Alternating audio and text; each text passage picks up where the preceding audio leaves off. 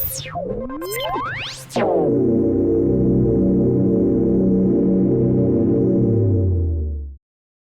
is your weekly report on corruption in the Philippine government.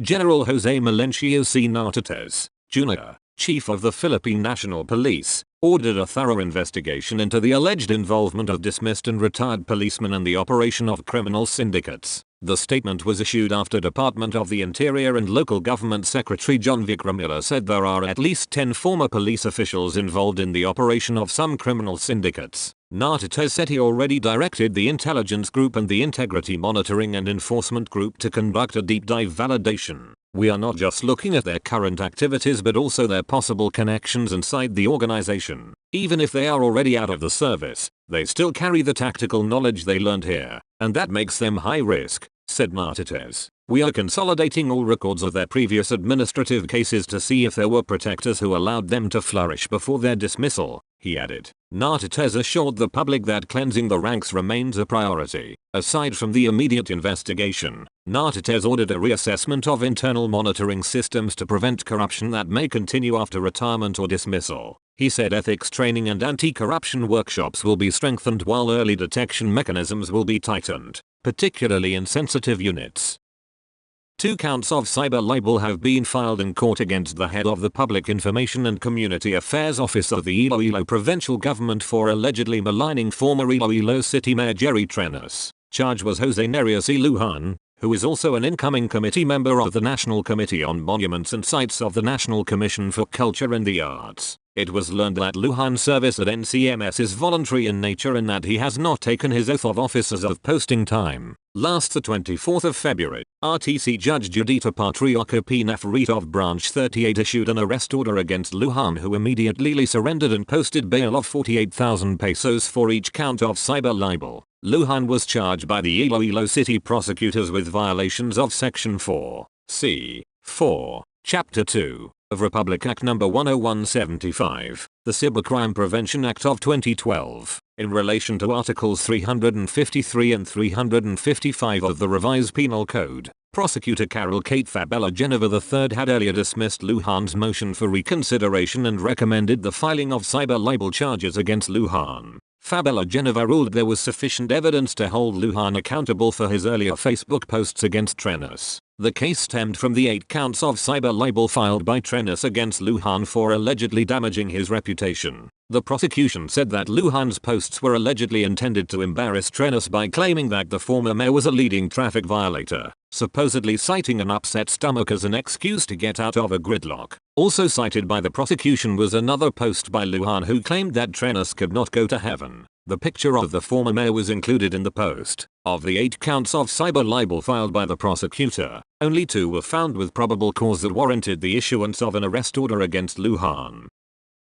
Criminal complaints were filed on Thursday, the 26th of February, against former Department of Public Works and Highways Secretary Manuel M. Bonon and 10 others on the alleged rigged bidding of 5 foreign-funded flood control projects. Complainant John J. Chiang of Task Force Kasanag asked the Office of the Ombudsman to charge Bonon and the co-respondents with violations of Sections 3, E, and G of Republic Act No. 3019, the Anti-Graft and Corrupt Practices Act, Section 65 of RA No. 9184, the Government Procurement Reform Act, and RA No. 7080, the Anti-Plunder Act. The other respondents named in the complaints were DPWH Senior Undersecretary Emil K. Saden, Undersecretary and Bids and Awards Committee Chairman Ada G. Canlas, BAC Vice Chairperson and OIC Assistant Secretary Paul M. De Los Santos, BAC Vice Chairperson Alex G. Boat, BAC Members and Director of Bureau of Construction Alan S. Borromeo, Director of Design Blasilda S. Ramos, Project Director of UPMO RMCII Teresita V. Borzan, Project Director of UPMO FCMC Ramona Ariola III, OIC Director Bureau of Design Lyra Meris I. Esquibel, BAC Provisional Member Glyceridia C. Tumelinoli, as well as private respondent companies Sino Road and Bridge Group Corporation Limited, China International Water and Electric Corporation, Hunan Road and Bridge Construction Group Corporation Limited, and Beijing Urban Construction Group. This complaint arises from systematic bid rigging, manipulation of the approved budget for the contract, and lawful disqualification of lowest bidders, irregular award of multi-billion infrastructure projects, and solicitation of money, the complaint stated. Based on the complaints, the 5 DPWH foreign-funded projects involved are the Malabang Viaduct Maroi City Project, Ranao, Agos, River Basin Flood Control Infrastructure, Package 1, Balo I, Lanao del Norte, and Laguna Lakeshore Road Network, Packages 1, 2, and 3. In this case, there was a series of overt acts across multiple projects involving multi-billion contracts, at least 360 million pesos excessive award in one project alone, Malabang Viaduct. The complaint said, as it pointed out that there is a pattern of repeated irregular awards. Chiong alleged that the respondent, former and incumbent officials, manipulated the bidding process for all the projects, and the invitation to bid posted in Philippine government electronic procurement system reflected zero approved budget for the contract. He also alleged that Bonon issued Department Order No. 173 Series of 2024 on the 1st of October, 2024 and removed the ABC ceiling in foreign funded projects to allow unrestricted bidding, and later adjusted the ABC by 15% in favor of preferred bidders. By concealing budget ceilings, Chiong claimed that the respondents showed manifest partiality and evident bad faith to their preferred suppliers. Chiong also alleged, in this case, respondents posted zero ABC despite approved budgets, awarded a bid above the ABC, failed to publicly open financial bids, and approved irregular BAC resolutions. These acts defeat transparency and competitiveness and constitute criminal violations under Section 65 of RA No. 9184. Those named in the complaints could not be contacted for comments as of posting time. Manila Bulletin will post their comments once available.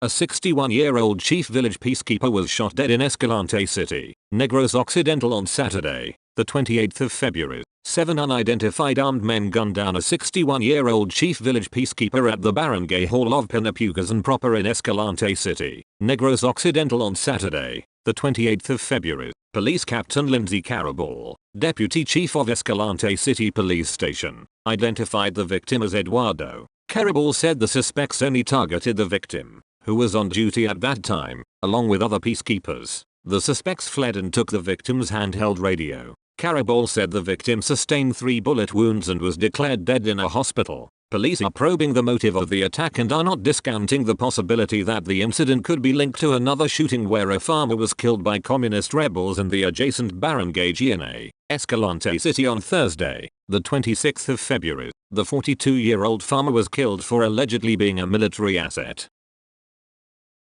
The Bureau of Corrections on Friday announced a reshuffle of key officials, including the removal of 2 superintendents from their posts. At a ceremony held at Bucor headquarters in Muntinlupa City, Director General Gregorio Pio Jr. said the move is a proactive measure intended to bolster the Bureau's effectiveness in managing correctional facilities and responding swiftly to emerging challenges. The change of leadership aims to ensure that the correction facilities continues to uphold its twin mandate of safekeeping and reformation while maintaining public trust and confidence, he added. Relieved were Letta Regional Prison Head Ricardo Sespin Jr. and Correctional Institution for Women Superintendent Marjorie Ann Sanidad. Katapang said they were relieved pending the resolution of investigations concerning their conduct. Without elaborating, Sespin was reassigned to the Bucor Land Control and Management Center Anti-Squatting Unit, while Sanidad was moved to the new Belabid Prison Hospital. Ruben Formoso replaced Sespin, while Daisy Sevilla Castillote, former chief of the San Ramon Prison and Penal Farm, succeeded Sanidad.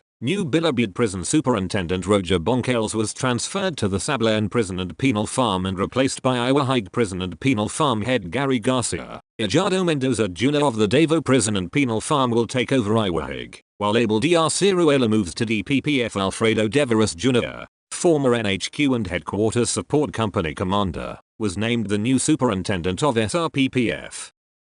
A police officer was arrested for allegedly kidnapping a 9-year-old girl in Labrador, Pangasinan on the 26th of February. Investigation said the victim was walking home from a store when a black vehicle stopped in front of her. The suspect opened the door, forcibly pulled the victim inside, sped away, and left her in Bugalan, Pangasinan, where she was rescued. The victim, who was screaming and crying inside the vehicle, noticed a police uniform hanging in the back, and positively identified the suspect from photographs of police officers shown to her. Police confirmed the identity of the suspect and the victim positively identified him again during a lineup at the Sul, Pangasinan police station. The suspect was arrested and placed under the custody of the Labrador Police Station. Police Colonel Abel Mercallo, Pangasinan Police Director, reiterated their commitment to protecting children, strictly enforcing the law, and not tolerating violations within their ranks. The Philippine National Police said a formal complaint for kidnapping and serious illegal detention were filed before the prosecutor's office in Lingayen, Pangasinan against the suspect. Police have launched a manhunt for an active Philippine Army member allegedly involved in a shooting incident that left 2 civilians wounded Monday morning in Barangay Dalicate, Cataman. The incident occurred at 8:45 am and was reported to the Cataman Municipal Police Station at about 9 am, authorities said. The victims were identified as a woman of legal age and a 23-year-old man, both residents of Barangay Airport Village in Cataman. Their names were withheld pending further investigation. The suspect, also of legal age, is an active army personnel reportedly assigned in Morlong, Catbalogan City, Samar. According to initial police reports, a concerned citizen alerted the Cataman MPS about the shooting shortly after it happened. Responding officers immediately proceeded to the scene to secure the area and begin an investigation. Personnel from the Municipal Disaster Risk Reduction and Management Office rushed the victims to the Northern Samar Provincial Hospital for medical treatment. Authorities have yet to release details on the extent of their injuries. The suspect reportedly fled the scene immediately after the shooting. Police said it coordinated with neighboring stations in establishing checkpoint operations to intercept and arrest the suspect. Investigators are now working to determine the motive behind the shooting and whether the incident stemmed from a personal dispute or other circumstances. As of press time, the suspect remains at large. Authorities urge anyone with information regarding the suspect's whereabouts to immediately coordinate with the Cataman MPS. Gunmen ambushed and killed on Tuesday, the 3rd of March, a retired police officer and his companion in Datu Montal, Maguindanao del Sur. Captain Nurjhasia Salih, police chief of Datu Montal, identified the victims as Elias Dandan, former police chief of Piquet, Cotabato, and Raymond Banoy, both residents of Barangay Calauag, Piquet, Cotabato. Salih said the victims were on board a black pickup truck heading for Poblacion Piquet when ambushed at about 2:30 p.m. along the national highway. Citing an initial investigation, Salih said 2 men riding on a motorcycle drove by the victim's vehicle and opened fire. When the police arrived at the crime scene, they found 2 men lying lifeless inside the vehicle with gunshot wounds. Members of Datu Montal Police Station rushed the victim to University of Southern Mindanao Hospital in Cabacan, Cotabato. The victims, however, were declared dead on arrival by the attending physician. Further investigation is ongoing. That's all for this week. I'll see you next Friday with more stories of corruption and foolishness within the Philippine government.